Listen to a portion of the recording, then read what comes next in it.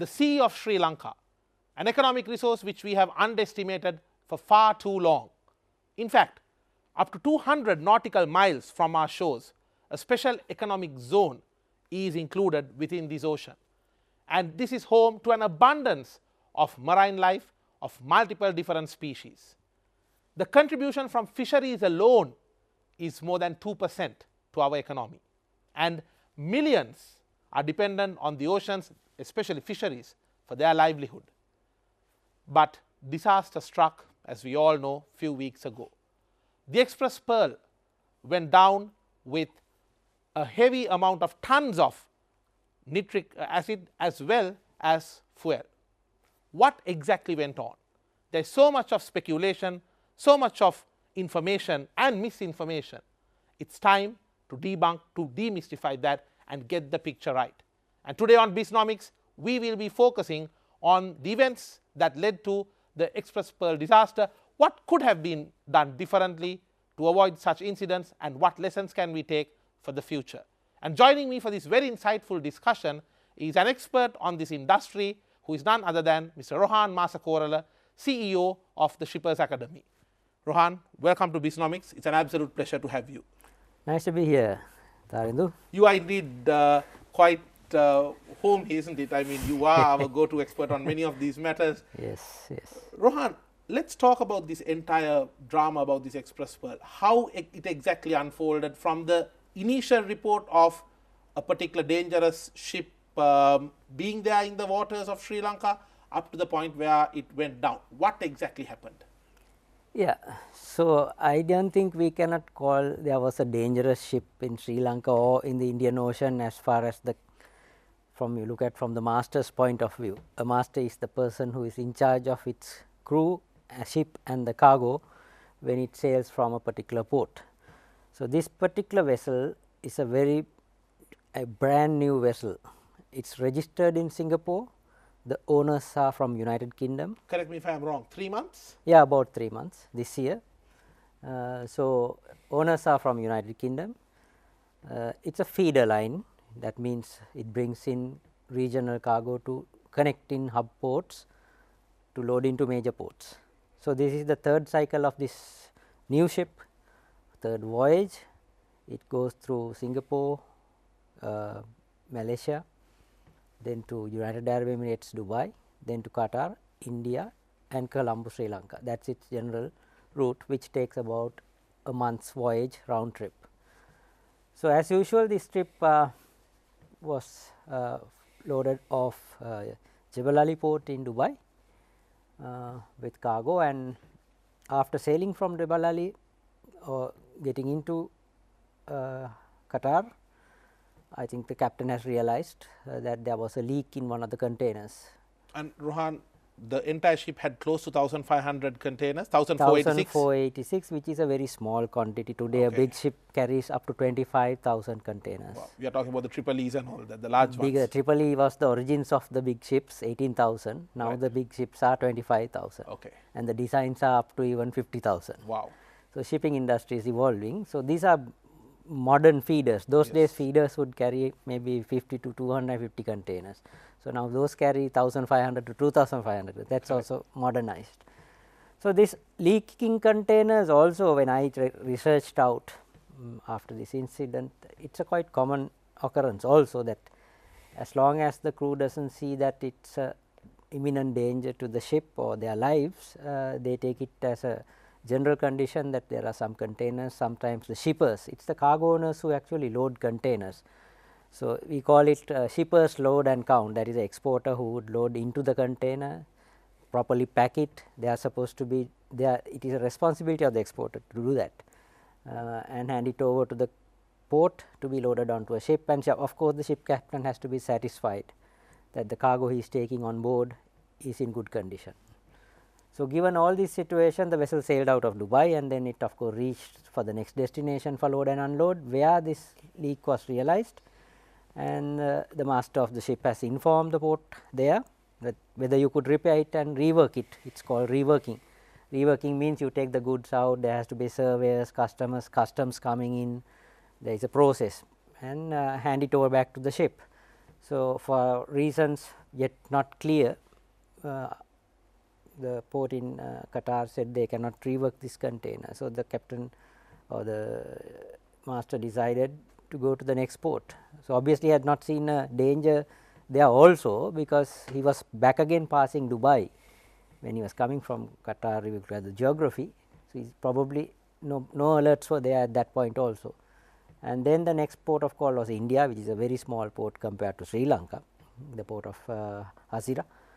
Same situation took up, and the port authority said they cannot do that. So, they loaded the other cargo back again, coming on to Colombo, being the next port, which is one of the world's largest transshipment ports. So, he sailed to Colombo as his usual routine. The question remains, what kind of communications he made in between with its head office and through the head office to Sri Lankan officials, at what point, all those are still grey areas.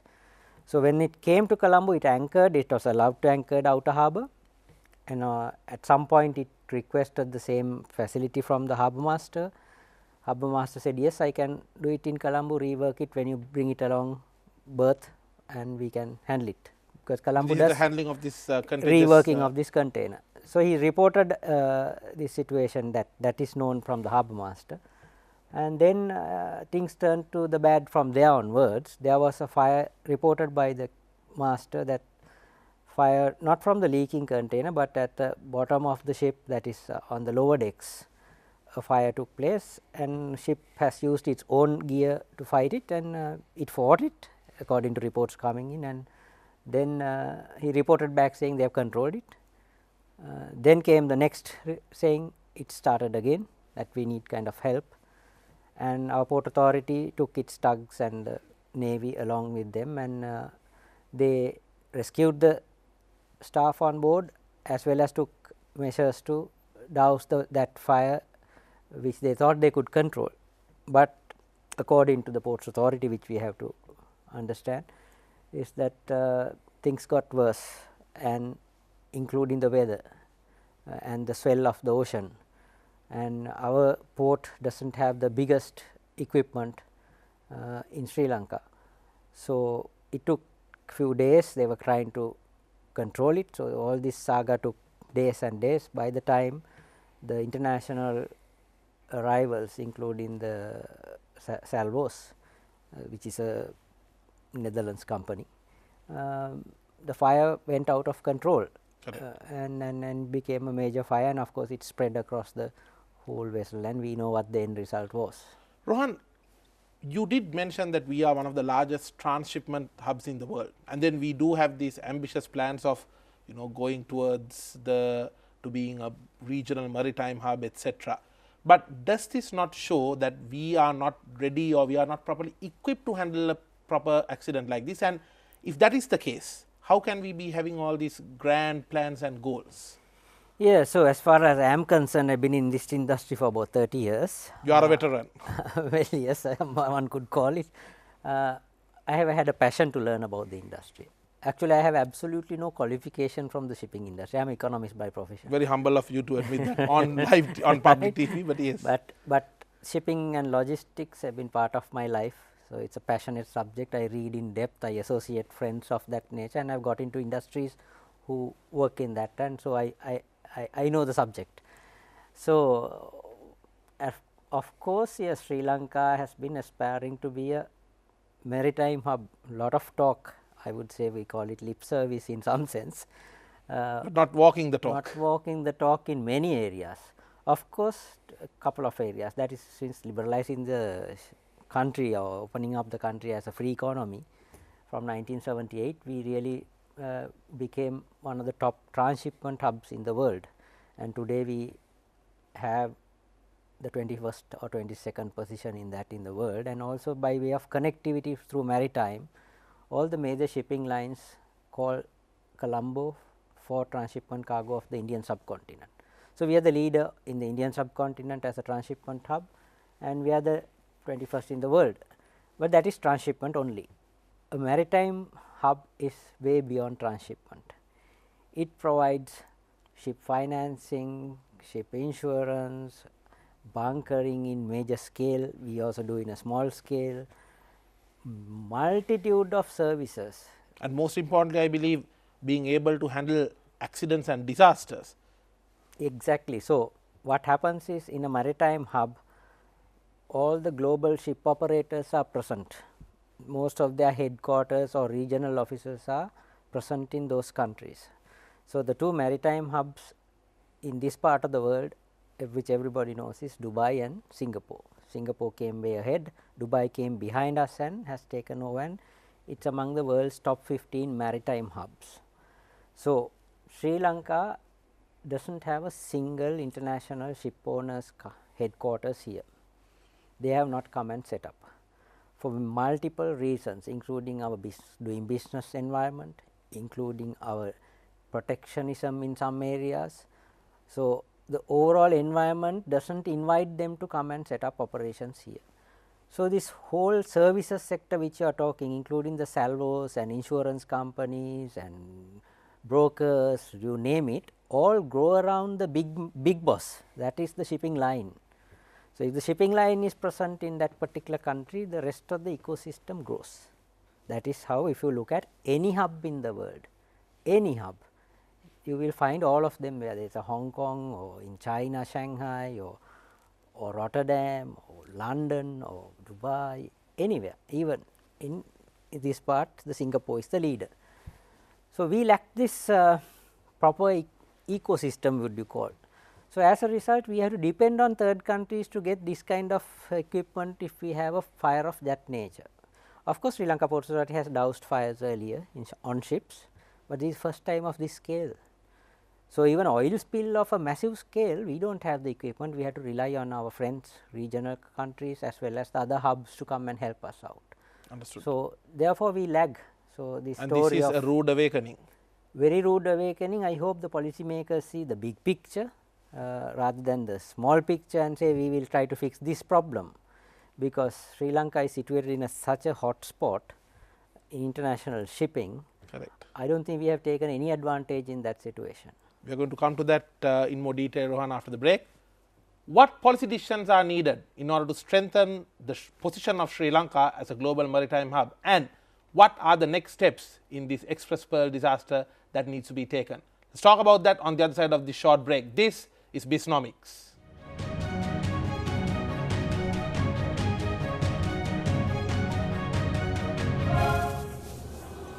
Welcome back to Bisnomics. We are in conversation with Rohan Masakorala about the Express Pearl disaster, the lessons we can take from it, and what really went on there. Rohan, now once again coming back to the same incident, what's the possible damage control actions that we are looking at? Because I mean, just to put things into perspective here, to begin with, I think there is a lot of misinformation also being floated around. We live in an era of digital media where very easily a comment can be taken as an actual fact, an opinion can be taken as the truth, and there is so much of speculation that builds upon it.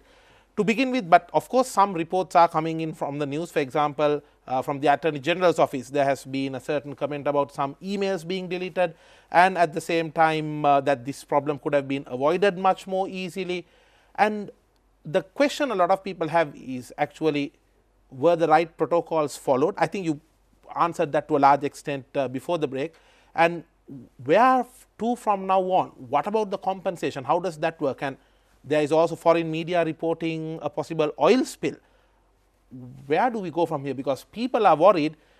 End of the day, the fisheries community especially, they have already been a disadvantaged community over the years, no proper policy to support them. Something like this could be the end of their livelihood for many years. What are your thoughts on that? Yeah, so the initial situation with the debris coming out and some of the plastic pellets things coming, which was large volumes were floating around, and these 3 acid containers, what happened to them, whether all of them fell to the ocean or some got burnt on. All these questions relating to the debris will be done by the surveys anyway. Ship survey will know what has. Is it happening as we speak? I guess they will now start very soon, or they have already started, because the bad weather was also initially that. Nobody could get close to that vessel. Two reasons. One is it was fuming. Second thing is the weather was not helpful. So, the professional salvos are here from, I mean, if you look at Netherlands, they are one of the top nations of these particular technologies in maritime industry. They are one of the top nations in maritime innovation. So, they would know what they are doing. So, to come back to your question of impact, yes, so we have had unfortunate impact on the whole of the part of the west coast or going up to the southern coast. The debris have come, and also various reports are coming about animals dying off, which we have to actually really investigate. As you said, we are living in a social media era, right? Whatever anybody say can be twisted or done anything. So, it be very careful when you are listening. If you are a keen person to know the truth, you have to listen to the truth, not what passes around you or what somebody just tells you around is not the gospel truth. Yes. And I believe what you are saying is also give more prominence to science, look at the science. Absolutely. I mean, I go to programs and I say I do tell something after fact checking. I cannot put fingers at the master or the principal or the anybody for that matter without knowing facts. But it is very important an independent inquiry is properly done into detail from origin of this container, who has loaded this container, who is the owner, did he declare it properly, did the master did some omission on his part of the instructions he is supposed to do, did he report properly to the principals, did the principals communicate that to the local agent properly, did the local agent did the right thing by informing the authorities here in Sri Lanka, or did the local agent check with the last port of call what the incident was. All those which he is supposed to, he or she is supposed to do, I believe. He is supposed to get information and submit to the port authority for next vessel call handling and give them the manifest, dangerous cargo list, and if there is what is called a shift list. If there is a generally a captain would inform that there is a problem with this container, I need this container shifted very fast. So, we call the shift list, that is a priority list. So, when it comes to the berth, that container will be lifted out faster than others. Whether we knew this information, whether 8 hours, 12 hours, because the sailing time from India was 72 hours. So, that is a long time. Generally, I am told the ship captain reports every 8 hours of the status quo of the ship, the cargo and the personnel to the principal office. So, all these have to be properly investigated to be fair by everybody. Yes. Now, you mentioned also about email being deleted. Correct. As per the report from the Attorney General's office. Something, but again that too the judges have to make a decision why it was deleted or whether it was something else or not. We do not know, we really do not know. So, that is why we want to know the truth, we all want to know the truth, but speculation can be dangerous. Correct. That does not help anybody.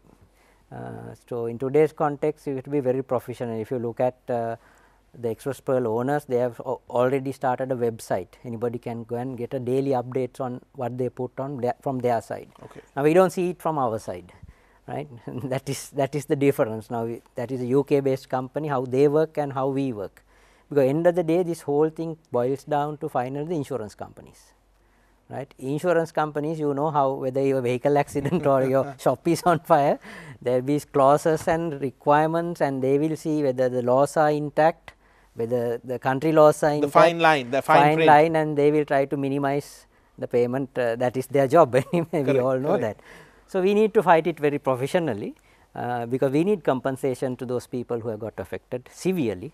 They need, their lifestyles will change for a while, they have kids, they have responsibilities, right. So, the government must ensure that they get the fair deal of this whole thing, as that is the first step.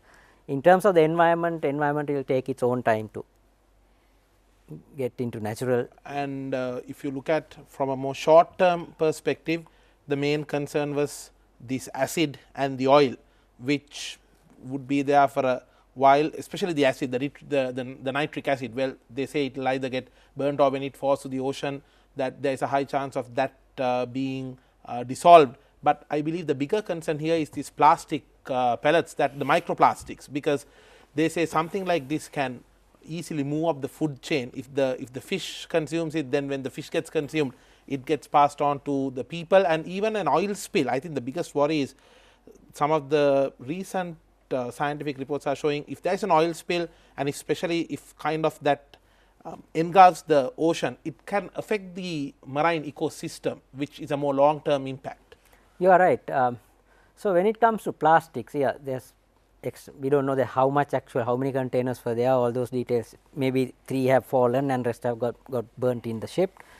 So, all that information has to come. As you correctly said, plastic takes decades or can take centuries to get into the natural process, and so in today's context, you know, everybody is talking about single use plastic, right. All countries are taking actions to minimize single use plastic because it ends up in the ocean. Millions of at the present 5.75 trillion pieces of plastic are in the ocean. Wow, right, massive. Millions of tons are added by human beings to the ocean. Now, this is one of the UN goals, right, to clean up the ocean. So, this particular amount of plastics, yes, it is a problem, and it is an initial problem to our shores, right. It will keep on going up and down until we in the different monsoon times. The experts in the oceanographic areas, I have been listening, they say it can be in the whole of Indian Ocean. It will even go to the east coast of Africa. It will go to Indonesia as the currents take it. So, this is yet another set of plastics that is on the ocean, right. Just that it's not a very bad problem became a bit more worse. Yeah. So, we added a little bit more with the ship, right. My worry is in the short term, more than the plastic is the oil. If the ships bunker tanks and the oil comes out, 300,000 metric tons of oil is a lot. Recently, there was 1,000 metric tons in Mauritius, and it created a lot of issues for that small country. So, 1,000 metric tons, right. A Japanese tanker had an issue, and there was 1,000 metric tons, and it becomes very ugly when this black oil comes onto the ocean. So, right now there are stories of satellite pictures showing some kind of oil. We do not know whether it is a bunker tank or whether it is the oil that was on the ship's engine area that was already being utilized. But is there technology to extract this oil before it becomes a spill? And to your knowledge, is the government working on a plan like that? Well, not the government, it is the duty of the salvos. The salvos will bring in the technology. I think government also will prepare itself for an oil spill. They have to. That is the responsibility of the responsible authorities. We have the MIPA and others to look after oil spill, so that it does not move far away from where it happens. But if the tanks have not ruptured, then of course, the technology is there to take the oil out from under the sea, which has happened even in some of our coast in earlier times. So, that is possible, that hopefully that will happen, and that the environment damage will be minimized. Otherwise, the poor fishermen and the poor animals who are living in the oceans will have a serious issue if that kind of tonnage leaks out to the ocean. So, we need to be very cautious of that. Rohan, isn't this a dent of confidence about Sri Lanka for any shipping line or for any marine related stakeholder?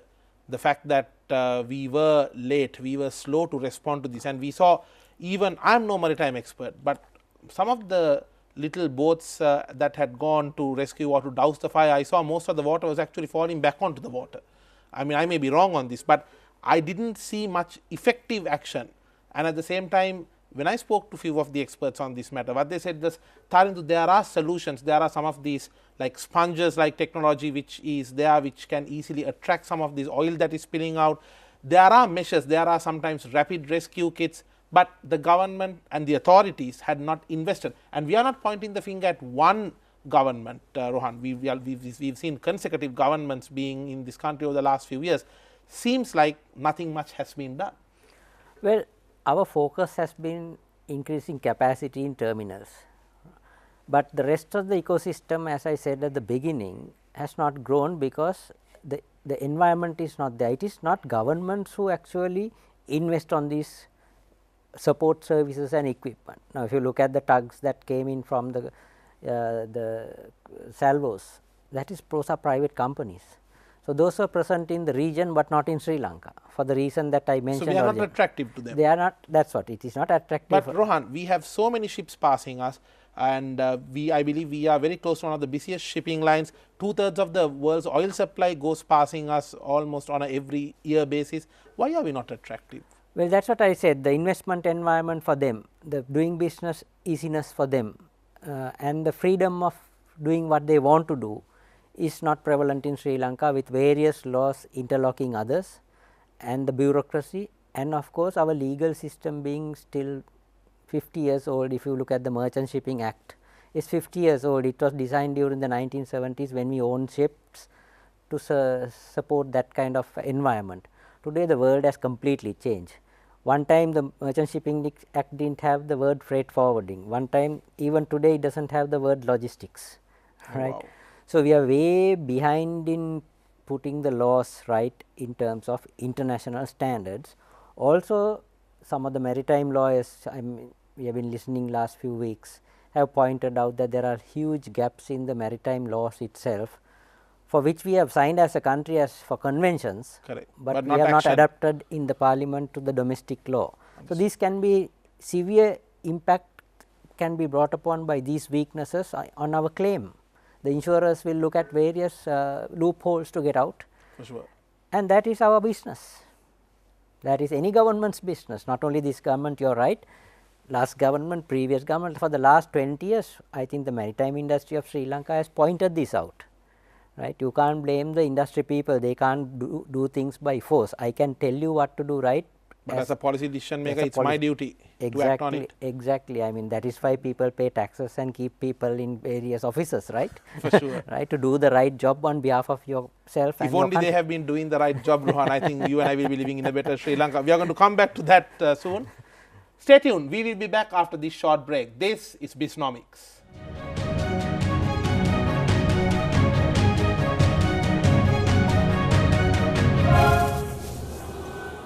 Welcome back to Bisnomics, your weekend's most profitable 60 minutes. We are in conversation with Rohan Masakorala about the recent Express Pearl disaster, the lessons from it, and what policy decisions are needed to strengthen our maritime sector.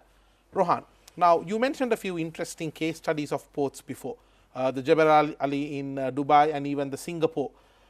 How come that they have surpassed us by leaps and bounds? What do you think is the reason for that? Okay, I will quickly try to explain this. Let us talk about Singapore. Singapore and Colombo Harbour were in equal par level in the early 50s. Colombo probably was ahead of Singapore. We all know that Singapore at one time wanted to be like exactly. Sri Lanka or Exactly. Colombo. So, the first mistake we did was in 1960s when Lee Kuan Yew was just coming from Malaysia to take over Singapore. At that time, we nationalized our oil industry, right, and we had the petrochemical companies of the world in Sri Lanka, the British petrochemical, and you know the Trincomalee famous tanks, 101 tanks were built by the British. We were the storage center of Asia for the British. They were trying to build us up as a major energy hub. So, when we nationalized in the 1960s, all these companies, foreign companies who were present in Sri Lanka was well taken in welcoming arms by Lee Kuan Yew and his policymakers in Singapore. They told, come and set up your refineries in Singapore, we will create you the atmosphere you can do business, you bring your business here. So, that is where Singapore started to grow as an energy hub. Our mistake was their advantage. Their advantage, I already have written papers on this, right, nobody has challenged because it is a fact, right. So, what happens is today we talk of 300 ships going past Sri Lanka, most of them are energy and other kinds of ships. Oh, wow. They go to Singapore for refinery oil of crude oil. This 300 is on a daily basis. Daily basis, container ships, bulk ships, ro-ro ships, energy ships.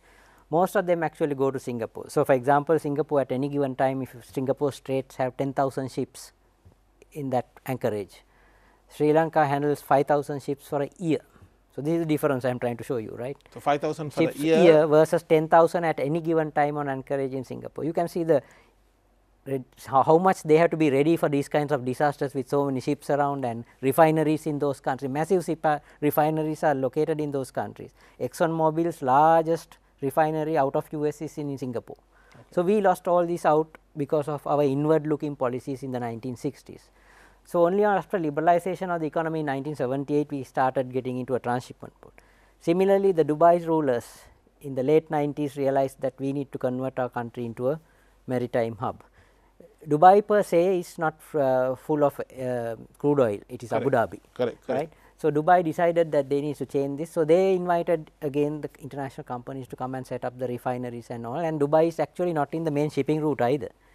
But through energy, they converted the country into a financial center, business hub, made it open for foreigners. And they made that smart diversification, what they call the sun, sand and sea. Exactly. And it's a free place for the foreigners to come and invest and take their profits out and expand their businesses. Same with Singapore, both places are highly open-ended locations for foreigners to come and do business. So, it has really, and they perform very, very high in the ease of doing business absolutely index. They are number 1, 2, 3 within those ranges. So, anybody can start a business, and so the ecosystem is there.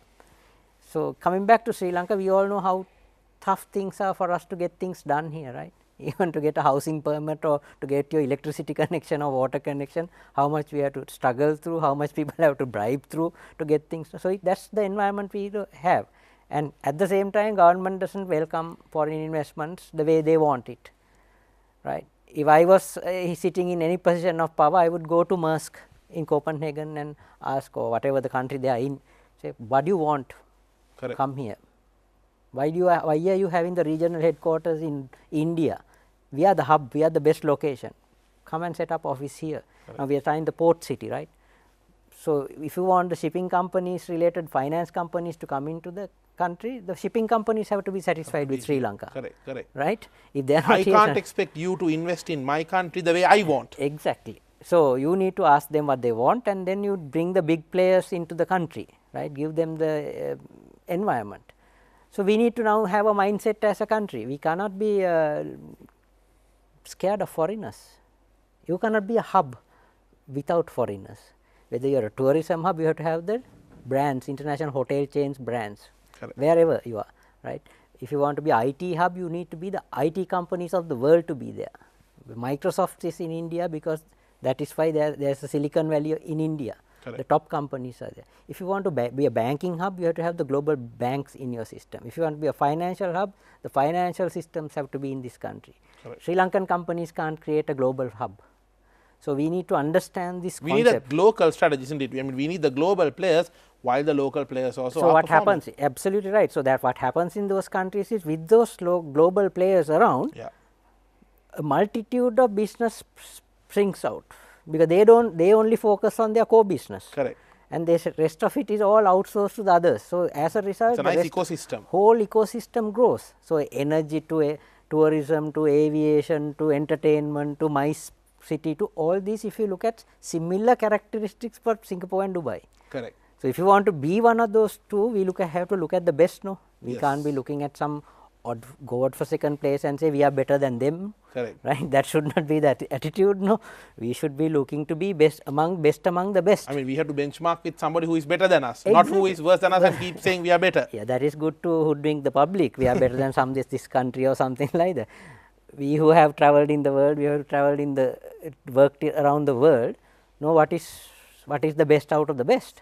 If you can't bring that quality or better that quality, you can't shift that business from there to here. Why should they come and invest here if the environment is not right? So, a large lesson I hope is learnt this time around by government and future governments to be, both all 225 in the parliament have to understand what a hub is, if you want to make it a hub. Otherwise, we can go like this 4,500, 4,200 GDP, whereas Singapore has 65,000 GDP per capita income, right. Dubai has the same. Whether we want to join the first world in that way with all our resources, the beautiful places and technically sound people who can be trained very well, all those are within our reach, provided we do the right thing at the right time. If you do not do the right thing at the right time, investors are not going to wait for Sri Lanka to decide when it is going to happen, do this and that. By the time they move into another place, plugging them out of those places are not easy, and everybody is competing for this business in the world. So, that is where our problem lies, and this disaster has probably, I hope, opened people's eyes. How can we go beyond what we are? Shown that we are not in a good wicket. Exactly. I mean, we opened. It's a fact, no? Rohan, on a final note, I want to ask you, what policies are needed to strengthen the marine economic sector, especially ports and shipping related industries? And I have to ask this, as an industry insider, do you think the government is lending their listening ear enough to industry experts on these matters? Answer is no. The last question, the answer is no. That is why we have been talking this for 25 years. I always say I got my grey hair talking on this same subject. So, we have done research papers, various sectors of the industry, from marine experts to marine masters to ship owners to of Sri Lankan, various categories, exporters, everybody has contributed. Correct. And given their views on this. So, it is a call of the government to see, as I said, we do not have to reinvent the wheel. The wheels are running around 4 hours down the line, flying, both wheels are running. Correct. Get the best practices out of that and put into our system. And Rohan, I need to discuss this with you. As a Sri Lankan, I feel ashamed when I see policy making people of this country rushing to the ships to either get political mileage by being seen on it, or to open the comment and say, let it burn, we can earn some money from it. What kind of beggars do we become in front of the global eyes? Yeah, so I have been quoted, I think, before also on this. I do not think we should be beggars. Sri Lankans are very smart people. Only if they are given the road to travel the right way and the freedom to do right things, stop the corruption that is going on and stop the wrong interventions in policy due to short-sightedness, then country can be put on right path. Otherwise, country will not get into the right path. This vicious circle of one government coming and saying what the others do. We need to have national policies. Only thing we did political independent. Only thing we did on the national policies, I always tell people, is the Mahaveli development project. Started in 1958, helped by the United States government, and then the Canadians put the map on it, put the irrigation map on it. Every government that came in continued the process, rather than taking credit A and B and C. Every government, even up to the last government, when they finished the last project of that year, it was a consistent product. And as a country, that helped our GDP to grow, from becoming industrialization, the fisheries industry, energy industry, all came through Mahaveli, the agriculture of the east, all that was that project. So, not that we can't do it, right, not that we do not know it either. Unfortunately, for various reasons of personal reasons, as you said, personal glory and short term money making, all these factors bring in the policy side is pushed aside. It is focused on people's based decisions. National agenda aside, personal agendas in. Yeah, absolutely.